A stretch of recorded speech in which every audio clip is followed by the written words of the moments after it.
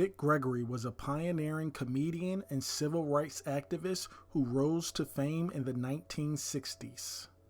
Richard Claxton Gregory, better known as Dick Gregory, was born the second of 6 children in St. Louis, Missouri on October 12, 1932. His father abandoned the family and his mother was forced to work long hours as a maid. Much like other comedians, Dick Gregory found himself at a young age using comedy to defend himself against childhood bullies. As a youth, Dick Gregory excelled at running and he earned a track scholarship to Southern Illinois University. At Southern Illinois University, he set school records in the mile and half mile, and he also was a member of the Alpha Phi fraternity. 2 years into college, in 1954, Dick Gregory was drafted into the United States Army.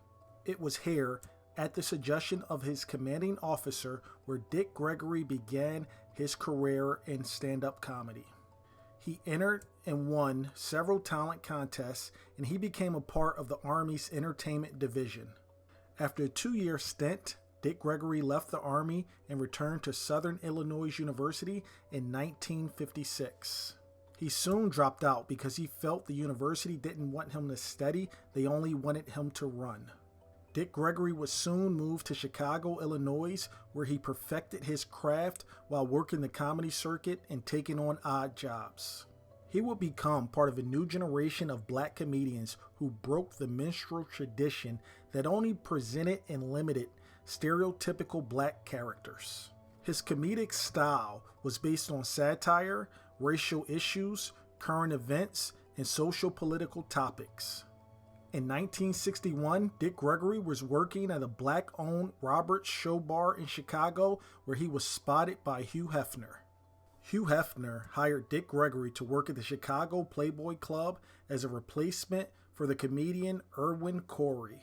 It was the first time that many white executives saw a black comic who didn't fulfill and perform the traditional black roles of singing, dancing, and telling mother-in-law jokes.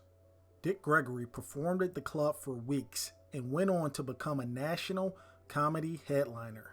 He made history in 1971 appearing on Jack Parr's Tonight Show. He became the first African-American guest to appear on the show, and he became a recurring guest.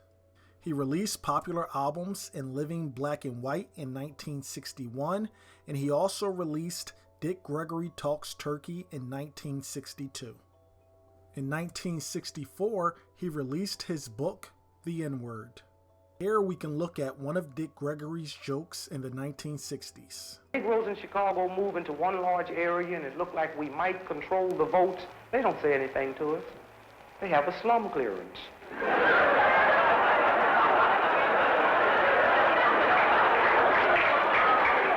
You do the same thing on the West Coast, but you call it freeways. Dick Gregory went on to co-host radio shows and he appeared regularly on national syndicated programs. Dick Gregory was ranked number 82 on Comedy Central's list of the 100 greatest stand-up comedians of all time, and he was also given a star on the St. Louis Walk of Fame. Subsequent to his career in comedy, Dick Gregory also pursued a political career and he was an activist.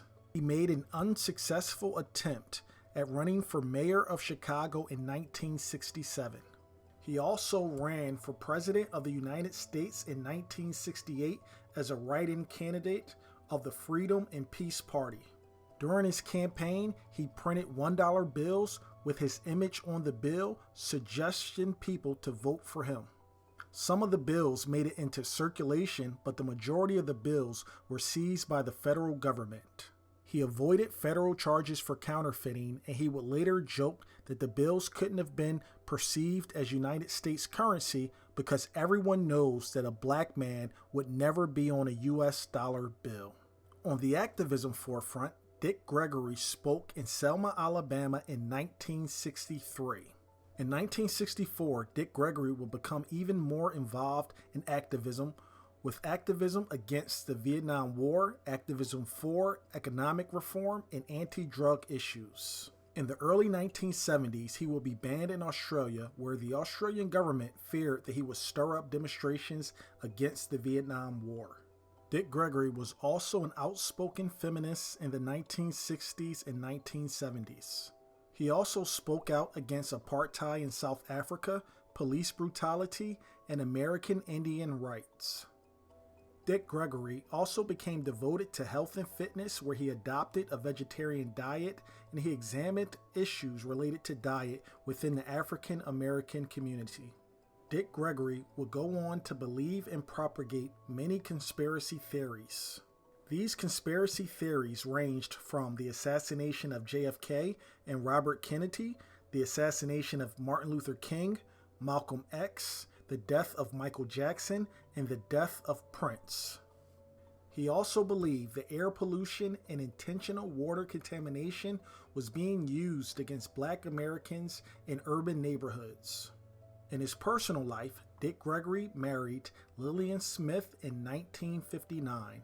They would go on to have 11 children. Dick Gregory was diagnosed with lymphoma in 1999. The cancer subsequently went into remission. Dick Gregory attributed this to his intake of herbs, vitamins, and exercise. On August 19, 2017, Dick Gregory died from heart failure at a hospital in Washington, D.C. at the age of 84. Thanks for watching. To subscribe and support, please click the circular button. For additional content, please click one of the top 2 videos up top.